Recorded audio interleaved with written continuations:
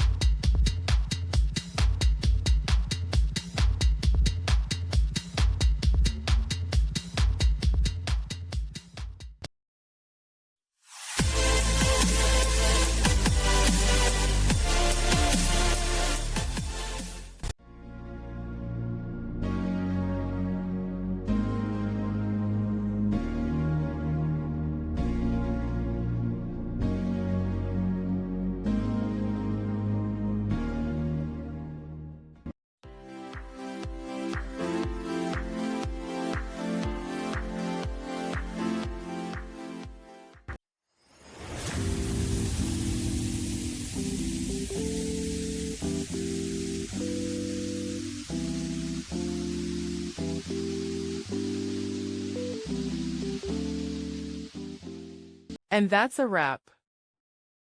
I hope you found the answer you were looking for. If you did, take a second to hit that subscribe button. It really helps out. And let me know in the comments which solution worked best for you. See you next time in the debug zone.